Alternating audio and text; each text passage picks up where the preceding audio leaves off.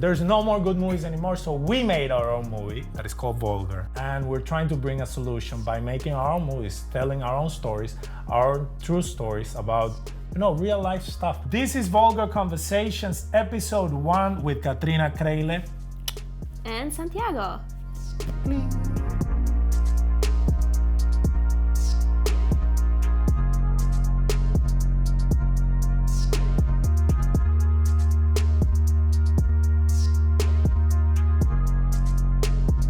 The reason why I made Vulgar and the reason why I feel it's important nowadays is because at some moment I stopped relating to what was happening in the cinemas. I would go to the cinemas. I used to go to the cinema, be obsessed about movies and think about the movies like 2 months after and feel that I saw this movie that had this message and take that message as they were talking to me. Now it's a cliche to think that The Matrix was something that was talking about your own life and how society is trying to. But that's how I felt. Nowadays, I find myself that every time I go to the cinema, it's not happening anymore. And it's not happening, I think it's because everything has become a little bit too industrialized.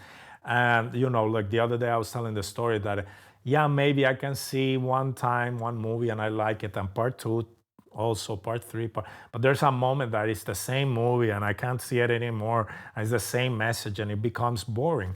And I feel that we have a lot of struggles that are not being addressed on the screen. When I was growing up, it didn't used to be like that. I would find, I don't know if answers, but at least guidance or at least new ideas in movies that would make me think and reflect on my own life. And I just wanted to tell a personal story about what it is to be in a relationship. And I think also it's a little bit of an apology letter to, women that I have met around my time. Now I understand a little bit more the choices that they made, why they did what they did, why they behave, their struggle. That's what I wanted to do, to tell this story. For me, another thing that was important is not only telling the story, but telling it in a way that I would think that would put the message across. So I felt, to begin with, I needed very good actors. I felt it needed to be a beautiful movie because I feel if we're gonna address a movie that is called Vulgar and that we're addressing some sensitive subjects, they have to be addressed in a beautiful and very artistic way, because if not, it's vulgar it makes no sense, yeah?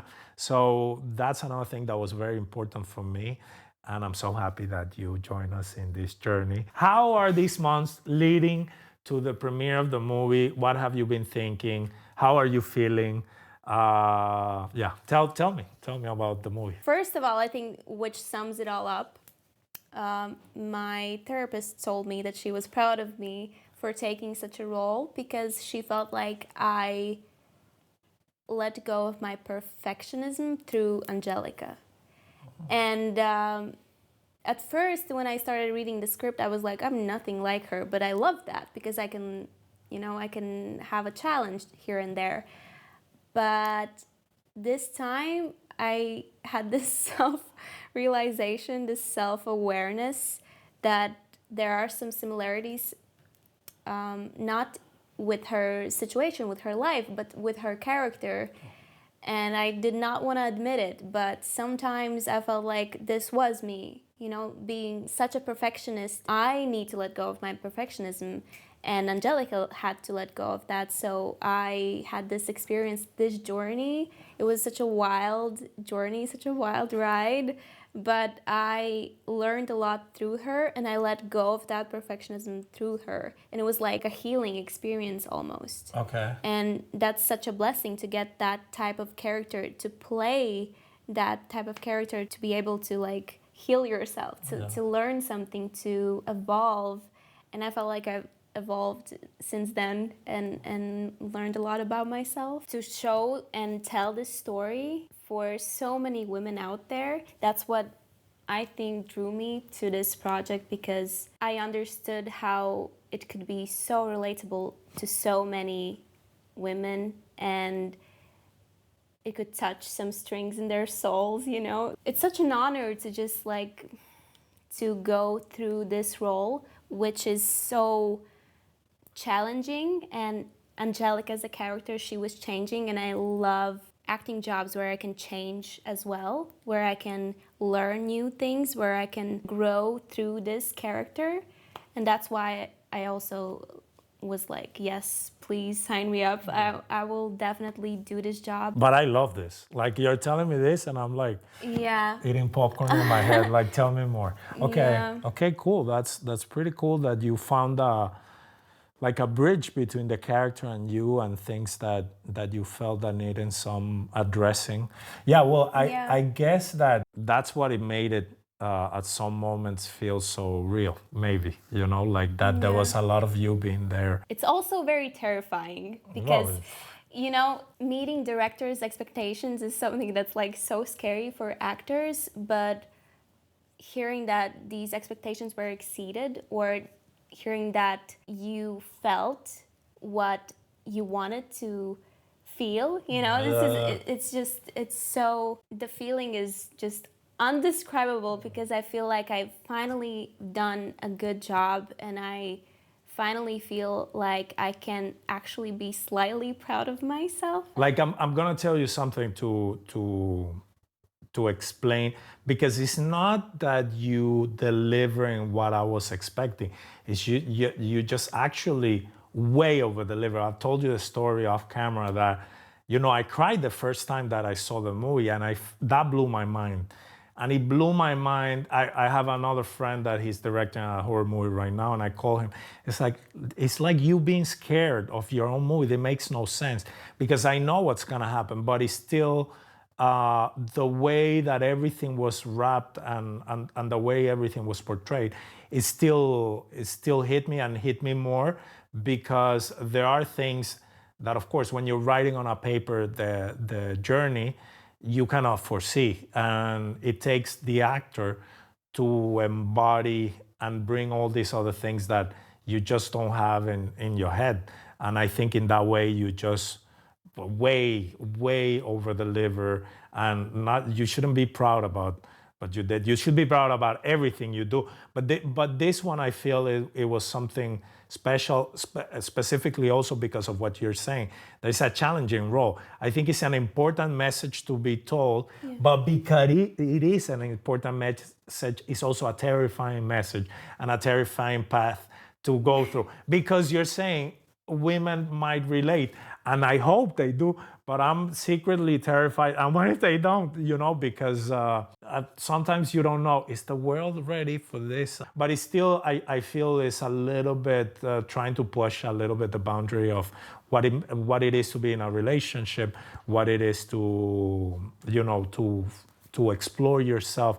What are we here? How the old ways of living and being in relationships and marriages need to be updated to what we are right now, because if not, we end up, feeling lonely. I don't know, with panic attacks, with stuff. Like, I'm just talking about my own experience. So yeah.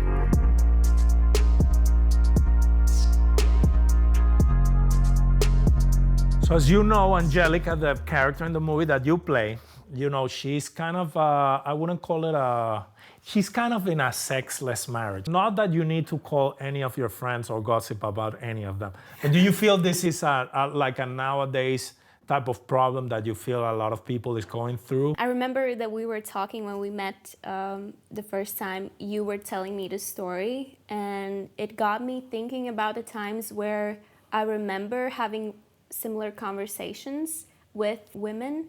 And you were having those conversations with women, and we were both surprised that some women feel like they want more passion from their partners. And I think it's just, nowadays, I think it's a huge problem, because some men are just fucking lazy, and just like to show affection, just to be passionate. And I've had in the past some experiences where I felt like I was the passionate one, and the other person was like not so passionate and very laid back and very like too chill for me. And women want passion, period. Without passion, there's just, it feels very dry. It feels like every woman who doesn't have passion will fantasize, will read novels with some sexy stuff, will watch movies with some sexy scenes because it's what they're lacking. You know, they want to be pushed up against the wall, you know, and everything like that. But it's like, I still believe, and I know I have evidence, you know, there are men who are passionate, but there are just some very unfortunate relationships where women settle. So what drew me to this is just telling this message to women: do not, I beg you, do not settle for a relationship where you do not want to be in, where you feel like it's lacking passion. Some women don't want passion. They're just fine, you know, they're fine with their relationships as it is. But the ones who want passion, just fucking leave, dump him, just go and find that person, because he is out there. I promise. And this movie is just like a great message and like an encouragement to women, like just don't settle. I have two theories, to be honest. I have about men, because I feel like, yikes, that you were talking about some specific people that I don't know and we don't know. But I do feel that I have two theories. One of the problems that I feel that is happening is that, you know, if you're not a passionate person, it's very hard to have a passionate life. Yeah. And I feel that the way the structure of society is happening, a lot of the times men are supposed to be just powering through these boring, passionless lives. And that guy that is just eating shit all day, he's not gonna come home the last 4 hours of the day and suddenly be like, oh my God, now it's my time. It's not gonna happen because you're just too far away from your own passion, yeah? So I feel that is a problem, and I feel that is a problem that I see a lot. But to be fair, to go back to what you're saying, it's the guy's responsibility also to be like, listen, doing this thing, I just can't be a man, so I'll go find something that makes me feel like a man and move on, yeah? I agree on that part, because we're all kind of responsible of what we're doing. Or maybe not, or maybe he's just made to be a passionless man and that's it. Some people gotta power through and just, I don't know what they do, but okay, some people do. But the other thing that I feel is that, which is tied into the same thing, is that, you know, like a lot of the times you spend time you grow apart, yeah? So, because, you know, like let's say you're working on a shop from 9 in the morning to 6 in the afternoon. And then the guy is working on a factory from 9 in the morning to, I don't know, I'm just making shit up, yeah. But what happens is that one, you know, you spend so much time far away from each other. And what it happens is that in that type of relationship, you just start growing apart from each other, because you basically meet in the last hours of the day or the early hours of the day, and you're living different lives, and it's hard to connect, yeah? Because for me, it's very easy to connect with my girlfriend or a loved one if we're in the, you know, same goals, same tune, same direction, same dreams, yeah? And of course, not everything is pink, yeah, all the time. Well, when you're really striving for something bigger together, you have like this kind of like, I would say, you know, like this kind of like, we're together in this, like, you know, like two rascals that are going to do something, break some window somewhere. And there's this complicity that is very, very, you know, it grows you together to the person that is next to you. So you and I come from different cultures, yeah? So Latin America is completely different than Latvia, but there are certain similarities, yeah? So for example, for me, one of the things that I think made this movie work in here was that I was also seeing in the environment that a lot of women, I don't know if it's because of their upbringing or society or whatever, I felt they were trying to hide all this, you know, sexuality, passion, you know, it's kind of like frowned upon, if you want to say it that way. And I would like to ask you, is it just my idea? Is it true? What are your thoughts on it more? I wish it wasn't true. But I think that there's a lot of shame around being openly sexual, a sexual person. But I feel like nowadays, lately, it's getting towards being more open and not being so ashamed. But my generation, I think that we were blamed from our parents, from parents and grandparents or just society in general. We were supposed to feel shame if we acted or were more sexual, and I was I was feeling like I was breaking that cycle for all of my generation with my actions and with my braveness. I feel like I've done some things where I was called out for being a little bit slutty or stuff like that. Also in relationships, I felt like it was my fault that I was, why do I need this? Yeah. Why am I, why is Why that? should you need that? Yeah, like You should just be in the bed and sleep and cook and that's it. no, like What else do you want? I felt like I was living just and dreaming, like daydreaming about a fairy tale that do not exist, and I was feeling ashamed about wanting more. What was that fairy tale, if I may ask? Like, if you had to describe it, how does that fairy tale looks? And call my boyfriend. But just that passion from a person like affection. When a person touches you all the time, they can't get their hands off of you, not just like sexually, but in general. You feel wanted, you feel so loved because someone just wants to squeeze you all the time, Yeah. And I felt like I want too much, like I'm asking for too much to just be like, to feel loved. And a lot of girls, I think, can relate that they just wanted that movie type of love, where like your person comes back and they just grab you, and not just friends with benefits type of shit, but like loving passion that that person wants you, loves you, and he or she shows it physically. And why is it? It's not too much to ask. I know that now, but previously I felt like I was just wanting too much, that I was out of my damn mind for wanting a movie type of love. And I was told that I should stop wanting to live this fairy tale. Like, love, relationships are not like movies. Fuck yeah, they are. They're like movies. Movies are based on relationships.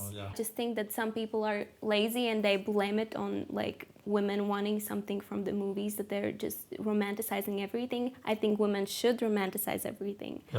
Because we deserve it. And also, I believe... But I'm going to tell you, I think it's the same for both sides. I think, in general, guys are also in the problem that that they want more, and they don't know how to express it, how to get it, because I think, and I agree with you in the laziness of, I think there are certain roles that are supposed to be played, and then people are not questioning, what can I do different? How do I fit in this? How it makes me happy? What is it important for me? Because for you, was very important, just touch, like the human touch, feeling. But it's also a love language. It is, 1000%. But for you was very important, and you were able to acknowledge. But I do know that it's not as important. Other people would have other importance. Like some people, I've been having this late argument here in Latvia about flowers, that some women love flowers and this and that. And in my culture, flower is a marriage love language. You're not buying flowers to anybody that you're not. You need to be. You would be a psychopath to bring flowers to somebody that you're not in a super committed relationship. Like, this is a big no. Here, girls love flowers. And I'm like, this is nonsense. Like, it just, Like, because I come from a different place. That's Yeah. so interesting. Yeah. No, for me that has been because I kind of argue against it because I say like, listen, if you're working, you're not gonna have the time to say, oh, by the way, I have to go and buy flowers. But I get the other argument. I just think it's just different cultures, different things. But what I love is that you were able to recognize what was important for you, and then you didn't settle. You expressed it, and then you went and got Yeah. it. But I do feel that guys a lot of the times are in the same place, but they're not asking questions. They're just like taking what it is, and there's not a like a real, oh, I can't find what I'm looking for. I know what it is that I want, and then go and get it. Maybe they can't. I don't know, man. I'm happier now. So I do feel that I did a little bit of what you did. So I do feel that it took me saying, this is what is important for me. I'm just gonna be honest to myself, and then I went and got it. Yeah. Oh, yeah. Good for you.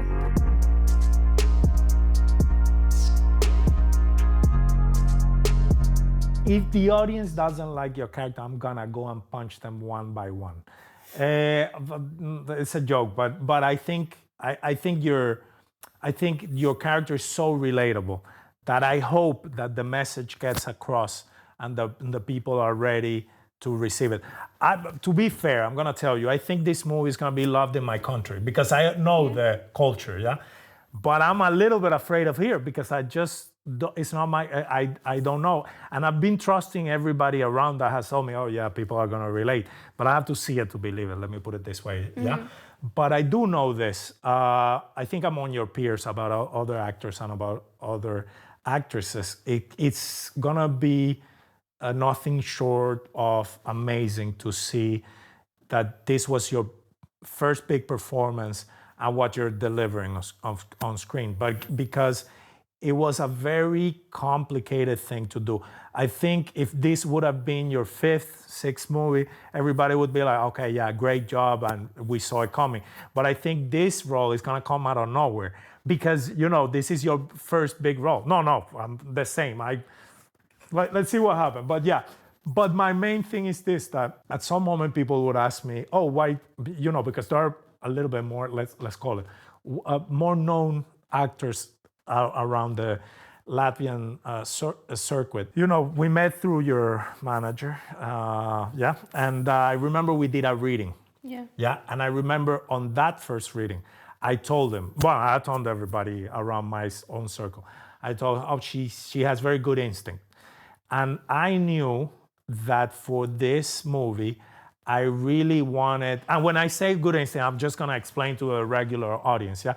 What happens is that normally, if you take a script, people that are not actors, they cannot see in a script what are the moments that are clever, that are different, that have some meaning, that are special, yeah? And good actors can. And good actors are very few, to be fair, yeah? So I remember reading with you and you would be like, oh, this is nice. And I would be, yeah, it's nice. But I'm impressed that you know it too. Because of course you had even less experience there when we met, yeah? So I remember seeing you and you commenting on this little nuances. And that gave me the hint that you would be a very good actor because of the talent, the instinct that you have of understanding, oh, this is Clever. Thinking, yeah. So I knew that when I was shooting, a lot of people told me, oh, why don't you work with more known people? And I was very drawn to the decisions that you were making. And I knew that the acting was what it was going to be important for me. And then also, every time I have talked to you, you talk about acting. Like right now, there's a little bit of too much, actors or people that are in the public eye are more celebrities than actors. And I think that has made acting terrible in general because people are more aware of how they're going to be perceived and what is the character going through. Because at the end of the day, if the story is important, you sacrifice yourself for the character because you think that the message is important. It's irrelevant how the world is going to see you. The message has to be delivered, so you're going to do whatever is needed. And that was the main thing that hooked me with you, that we had that same communication. Yeah, like we had those same like ideals, because you wanted to be a great actress, but it was very character centric, all the conversation. And I remember when I spoke to Gabriel, the main actor of the movie, when we spoke on the phone the first time, he had seen already the short film that we shot, Closer, and he had read the first half of the script, and he asked me, "Oh, and how is the girl like?" Because he really liked what you did, but he didn't know you as a person. I remember saying that to him. I was like, "Well, what I like is that she's very character centric." I felt that the main challenge we were going to have was, I have a very specific way of working. As you know, I work very, very fast, talk very, very little. I'm always on the go. I don't spend time doing things that are not relevant to what it needs to be done. And that is hard for certain people, because I understood that. I think with time, what really made us even better was that I was able to understand how to communicate with you. You know, in a great partnership, you need to understand. It's like learning to dance. Yeah. So I felt at the beginning, my main fear was like, and it wasn't only related to you. The main fear was with you, just because I felt this character was so complicated. Yeah, like I felt the cinematography is hard, but we're not blowing up a building. So, I mean, how hard can it be? Yeah. But with the character, I felt that your character was the biggest job in the thing. I thought it was the hardest job in the movie, just because this is a character-centric movie and it had one main protagonist, that is Angelica. And my fear was like, oh, how do they work here? Me with my, Venezuelan upbringing and soul, but also that New York NYU attitude where I went to school. It's a hustle, and no matter what, let's do it. But well, we came through, and we did it in 12 days, which is a record in Latvia, by the way. 12? Was it 12 or was it 13? It was 12 days. No, it was 12 days, 12 shooting days. Now my question, how was it for you having worked here with locals, yeah? Working with me, that I'm from completely different part, and also not only working with me, working with Gabo, that also gave it a, more of an international flavor. Yeah, because the main guy you're making scenes with is not a local, and then the director is also not a local. So how was that experience for you? Tell me. It was amazing. I loved it, because I feel like fish in the pond when I'm around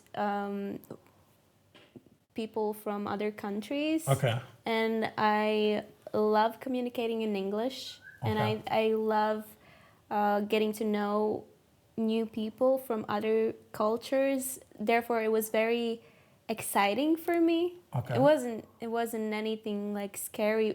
The scariest part was that Gabriel and Gaile are much bigger actors than me, and they have much more experience. And I was afraid to not be on the same level, And that's what also you wanted us to be on the same level, because their blood is different, their attitude, their experience is so much more. And they're louder. They're louder. I'm very different from them, but like, I don't think that's a bad thing. And I loved working with you, because I just, as you said before, we communicate well with each other. Yeah. So you understand me, I understand you. If we don't understand each other, we communicate. So we ask each other questions. We try to understand what's the problem or something. And I love that we worked as a team, and that you gave me space and you gave me freedom to do what I think I can do. And also I trusted you, you trusted me, and I think that's very, very important. You're saying this, and I have a very good story that how I learned how you were working. I remember one day we're talking about a scene and we needed to dub some lines. And I'm telling you, we're gonna have to dub the lines because the sound is not so good and this and that. And then you had this terrified face that you were like, oh my God, wasn't good enough. We can shoot it again and this and that. Yeah. And I was like, no, it's good, but we can make it better. So when I understood that a lot of your tension and your nervous is that you really wanted everything to be amazing, Yeah. I was like, oh, this is a problem I want to have. I want to have the problem that my actress wants everything to be amazing and perfect, and the best that she can. I don't want to have the problem of, this is good. Let's go home. Yeah, like Yeah. that is, you know. So, but at the beginning, I wouldn't understand that that was the problem. And I remember when you said that to me, it really dawned on me that I was like, oh, no, a lot of the time, because sometimes I would see that you're nervous or tense or worried, as we are, because you know, we don't have time. We have to do 1,000 scenes where you're in every shot, and Yeah. and this is the job that we got into. But I wouldn't understand why. And then when I understood, it completely shifted the way I was talking to you, because then I understood, oh, now, and by the way, that's one of the scenes that I was just telling you off camera that I just can't believe how good the sound that ended up being. Yeah, it was in that scene that I was like, that now that I see it, I'm like, it's crazy how good the audio ended up, the dub. Yeah, but that was the moment that I kind of understood your language, because at the beginning I couldn't understand it, and that really put me on the same page, because I understood that we were all on the same page, and that what I needed was to make you understand a little bit more of the process. Yeah, because I think one of the things that, I shoot in a way that is very complicated, so I tend to do a lot of shots just because the shots in itself are complicated, and I know it's gonna be hard, that the light is in the right place, the focus is in the right place, the camera hits the mark, the actor hits the mark, plus delivers the emotional, plus the sound, plus the everything. Yeah, everything has to be in sync. So, because there's so many departments, I know, oh, this is gonna take 5 takes, 9 takes. I remember one of the best takes you have in the movie. I'm not gonna say which one it is. You have to see the movie to see the take, of course. I remember that we did the shot, you do what you had to do, and the DOPs, the light can be, I'm like, but because I'm performance centric, if the actor is good, or I believe is phenomenal, I just move on. Like the boom, the sound can be here, and I'm gonna move on, because it just, for me, it's the performance, the main thing. And I remember the DOPs, but this could be, I'm like, this is not gonna get better. One shot, we moved on, yeah? But a lot of the times I understood crazy. that it was better with us when you started being a little bit more part of also of the creative process. Okay, we're doing this shot because of this and this, and which is kind of a testament to your talent, because when I'm acting, I don't want to know anything, because I tend to think too much about other stuff. Yeah. And then it's hard for me to pull the plug and go back to where I have to go. So I love that you were able to switch that so fast. So that was very, very good.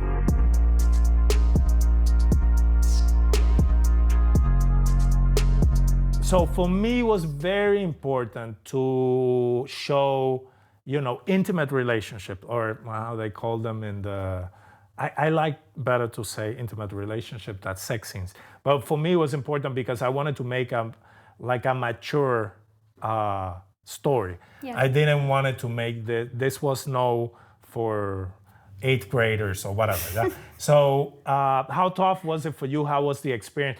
But I'm gonna say specifically the acting part, because I know that acting wise, it wasn't maybe the choreography is not so much as the acting. I think that everyone understands that those are not easy scenes to play. But if I feel comfortable with the team, and if I know the people, and if the people in the team make me feel comfortable and they make me feel secure, it's not that hard for me to act in those intimate scenes because I trust the team. Yeah. Everything's about the trust, you know. Yeah. I trust the team, and I also feel comfortable in my own skin. I feel comfortable with my sexuality. I don't feel ashamed about doing those type of scenes because of course, I understand that it's my job and it's nothing to be ashamed about.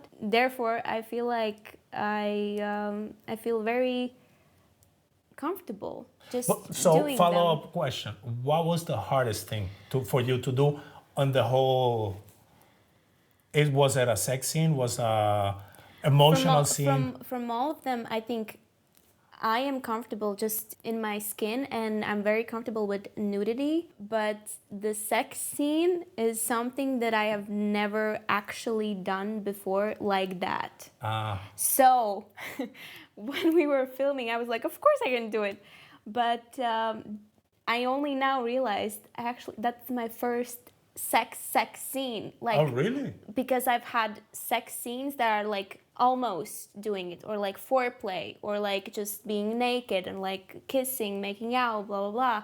Yeah. But that was like first sex scene. The thing is that I want to clarify is that I've been doing sex scene, Okay. but this time it felt much harder because I was sober. Okay. No, I'm just kidding. No, I know. No, but like it was emotionally hard because I accidentally switched on my human Well, that happens. emotions. For I sure. switched on my humanity, Yeah. and I felt like I'm dying inside. Okay. So Beautiful. it was the hardest part. Was just like not being focused on the acting job and just I love that you were sober. My thing with loving you that you were sober while you do the scenes is that then you go through the experience. Yeah, it's not like you. Yeah. I think, you know, because I've also done sex scenes where I get a shot or something. Not a shot, I'm lying, it's half a bottle. Yeah, so, you know, but you really are not completely there and you Yeah, don't go through it's true. through the uncomfortableness and all these things and how you really feel.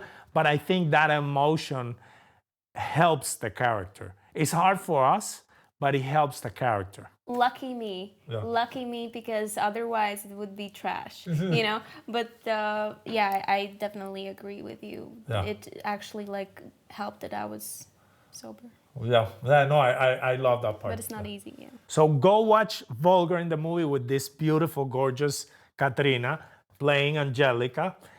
And this Go- gorgeous director. I'm behind the scenes, but you will feel me there. So go watch Vulgar in December 2024. We can't wait to have you there in the audience. And we can't wait to hear what you think and then come back and comment. I thought this about the movie. I saw it 10 times. I recommended it. And I hope you see it at least 10 times because it's worth seeing it in a huge screen with popcorn where everything is dark and a beautiful sound and music and performances and be just in the experience. And we hope you cry, and we hope you laugh. Yeah, you better and we do. hope you have an orgasm while watching this. Amen.